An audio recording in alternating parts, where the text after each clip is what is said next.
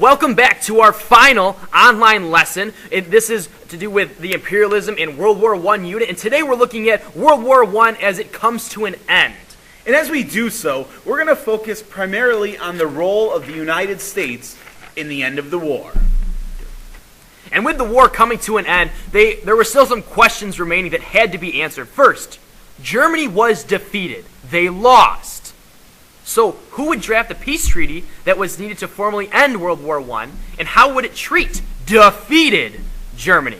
Second, how much say would President Wilson have in this treaty? Great questions. In fact, Woodrow Wilson would outline his ideas for how the war should end in January of 1918, before the war was officially over, when he presented his 14 points plan to Congress. Key words, 14 points plan, you need to know that one.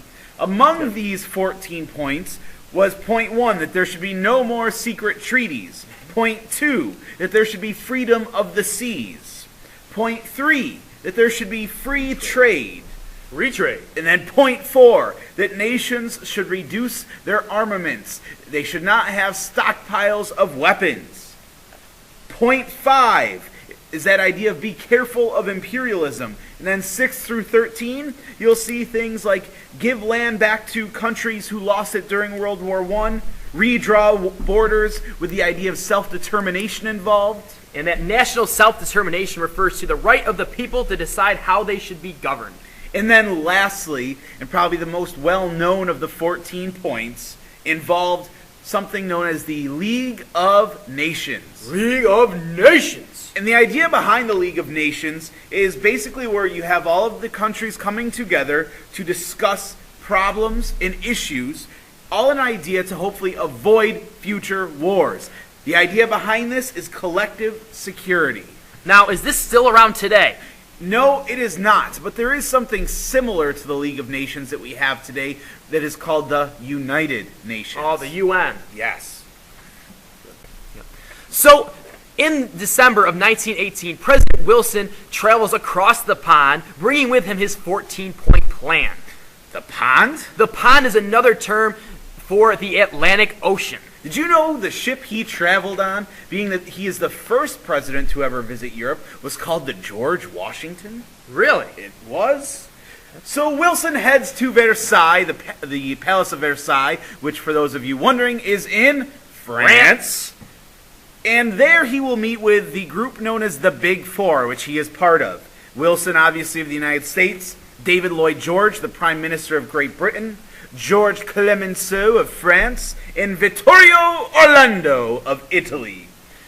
And at this conference, Wilson really wanted to preach that he did not want to punish Germany. He wanted to treat them well, and that view was not shared by the other members of this meeting. No, it wasn't. In fact, Germany wasn't even a part of this meeting for these peace talks. They were not invited to negotiate. And Russia wasn't there either because they had gotten out of the war much earlier and had negotiated a separate peace with Germany. So yeah, you have Wilson there who's trying to get this peace without victory idea past the other leaders, trying to get them to back off on this idea of punishing Germany. So the question is, does that work? Well, it really didn't, did it? Was this whole plan passed? No, it wasn't. His 14 points, the only thing that they really grasped onto was the idea of the League of Nations. But some of the things that they'll put in the Treaty of Versailles run very counter to what Wilson believed, such as the War Guilt Clause, where Germany had to accept blame for starting World War I. And then also another big piece was $33 billion, with a B, billion, dollars in war reparations. That's money that Germany would have to pay back to the Allied nations for starting this war.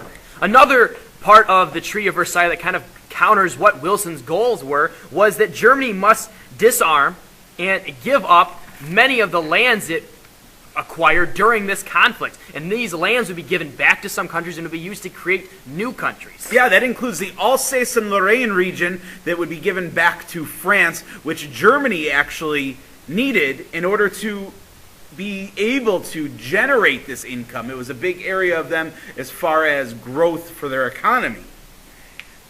So Wilson is charged with the task of bringing this back to the United States after it is signed in June of 1919. And he knows he's going to face an uphill battle. So what he does is he goes on an 8,000-mile speaking tour in order to sell the treaty to the American people. And this tour was necessary. At the time, the Senate was controlled by the Republicans. And that uphill battle was faced because he did not have favor with them with their decisions. No, and when he goes out on this speaking tour, his health is deteriorating, and he'll actually collapse at one point and will have to be rushed back to Washington. And the treaty comes to a vote in the Senate. What is this known as? Checks and balances, right? Wilson had approved this treaty and signed it. Now it's up to the Congress to pass it, and they don't. Right. They do not pass it, and they are really against the U.S. having any influence or any connections with these European countries during this time. So the U.S. does not ratify the Treaty of Versailles, and the big thing to note here is that the U.S. also refuses to join the League of Nations. Wasn't this something that Wilson had came up with on his own? Yeah, this was something that was the idea of President Wilson, and now we are refusing to join because we do not want to get dragged into the conflicts of other countries. So this is almost like going back to a policy of neutrality? You got it.